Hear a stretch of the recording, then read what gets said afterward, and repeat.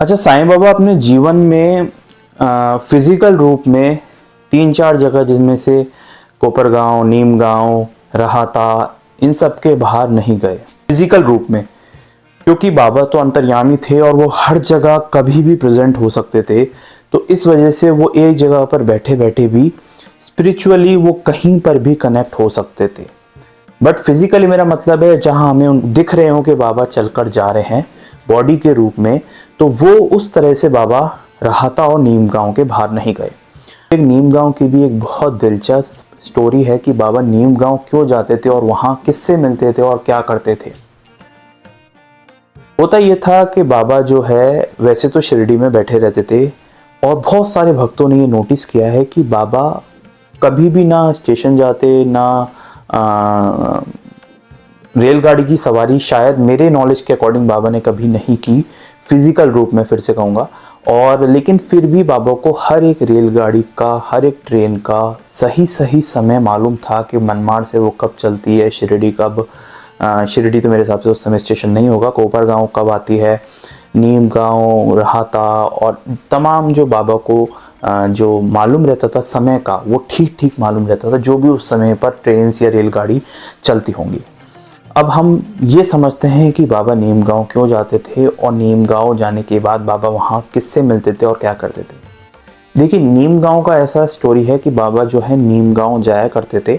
जैसा खंडोबा मंदिर आपको शिरडी में देखने को मिलता है, जहाँ पर बाबा पहली बार उतरे थे, तो वैसा ही एक खंडोबा मंदिर, खंडोबा भगवान का मंदिर नीम गांव में भी है।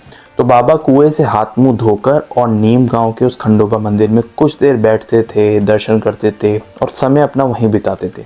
उसके बाद बाबा मिलने जाते थे नाना साहेब डेंगले से, जो कि नीम गांव में ही रहते थे। तो आप सोचिए कि नाना साहेब डेंगले इतने करीबी भक्तों में से एक होंगे जो जिनसे मिलने के लिए बाबा नीम गांव जाया करते थे। तो और नीम गांव में नाना साहेब डेंगले से मिलने जाते थे, और नाना साहेब डेंगले जो है वो बाबा को फल देते थे, भोजन देते थे। उसके बाद बहुत देर तक, कई समय तक बाबा बैठकर नाना साहेब डेंगले से परिवार के बारे में और उनका जो भी कामकाज है वो कैसा चल रहा है, क्या क्या उनके विचार हैं, ये सब बहुत देर तक बाबा उनसे बातें करते थे और उन्हें बहुत सारी बातें बताते भी थे।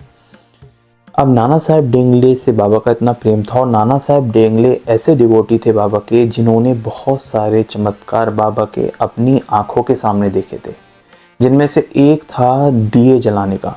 ये शिरडी के शुरुआती समय में था, और आप सबने सुना भी होगा जब बाबा को तेल देने से मना कर दिया था व्यापारियों ने, तो बाबा ने पानी से दीपक जलाए थे। ये चमत्कार भी डेंगले साहब ने अपनी आंखों से देखा था।